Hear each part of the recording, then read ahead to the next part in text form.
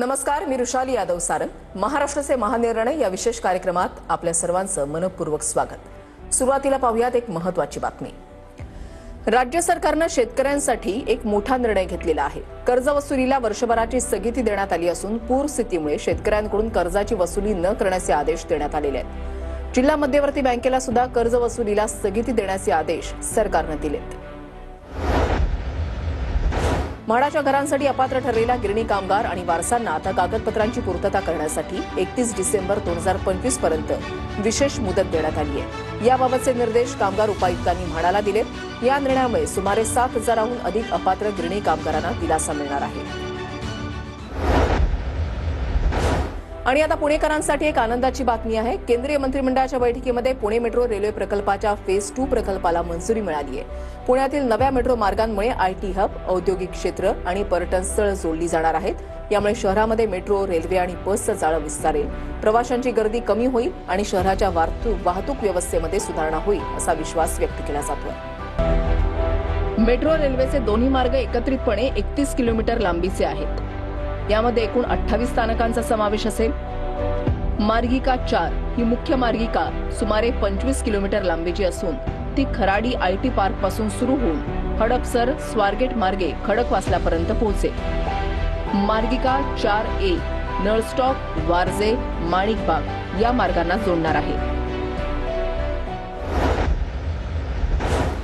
मुंबईची वाहतूक व्यवस्था गतिमान करण्याच्या महत्वाकांक्षी योजनेमध्ये आणखीन एक पाऊल पडलंय, कारण राज्य सरकारनं उत्तन ते विरार सागरी सेतू प्रकल्पाला 58,754 कोटी रुपयांच्या बजेटसह हिरवा कंदील दाखवलाय।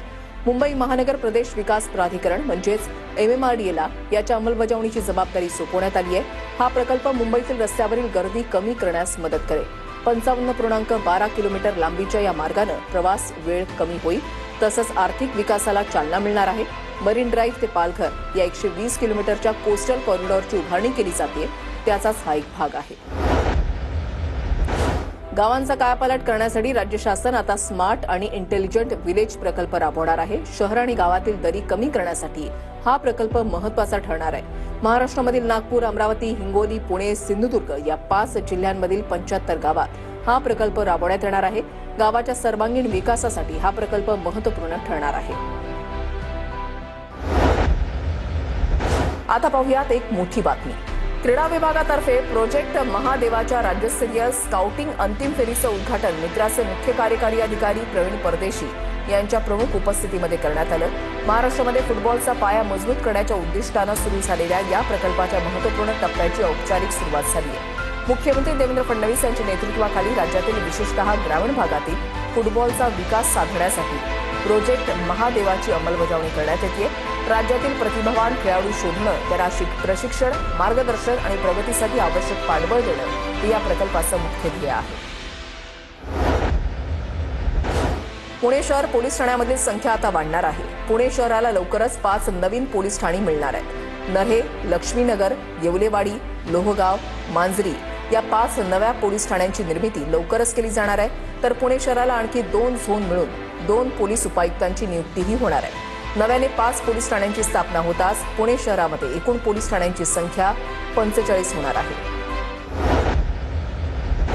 महाराष्ट्रामधील विद्यापीठांनी national institutional ranking framework ranking सुधारण्यासाठी अधिक प्रयत्नशील राहण्यावर भर द्यावा। राज्यामधील विद्यापीठं राष्ट्रीय आणि जागतिक स्तरावर अग्रस्थानी आणण्यासाठी सर्व विद्यापीठांनी प्रयत्न करावेत असे निर्देश उच्च आणि तंत्रशिक्षण मंत्री चंद्रकांत पाटील यांनी दिलेत। मंत्री पाटील यांच्या अध्यक्षतेखाली राज्यामधील विद्यापीठांचे राष्ट्रीय तसंच आंतरराष्ट्रीय मानांकन उंचावणं आणि राज्यस्तरीय SIRF पोर्टल विकसित करण्यासंदर्भात मंत्रालयामध्ये आढावा बैठक झाली। यावेळी ते बोलत होते। गोराईमधील महाराष्ट्र पर्यटन विकास महामंडळाच्या सुमारे 128 एकर जमिनीचा आंतरराष्ट्रीय दर्जाच्या पर्यटन स्थळाप्रमाणे विकास केला जाणार आहे। याबाबतचा आढावा पर्यटन, खनिकर्म तथा माजी सैनिक कल्याण मंत्री शंभूराज देसाई यांनी घेतलाय। या संदर्भातील सर्व प्रलंबित कामं वेगानं मार्गी लावण्याचे निर्देश मंत्री देसाई यांनी यावेळी दिले। गोराईतील जागेचा विकास करताना तिथे आंतरराष्ट्रीय दर्जाचा मनोरंजन पार्क, वॉटर स्पोर्ट्स, रिसॉर्ट तसंच आकर्षक उद्यानं अशा सर्वच सुविधा विकसित केल्या जाणार आहेत। महाराष्ट्राचे महानिर्णय या विशेष कार्यक्रमात आता वेळ झाली आहे इथेच थांबण्याची। नमस्कार।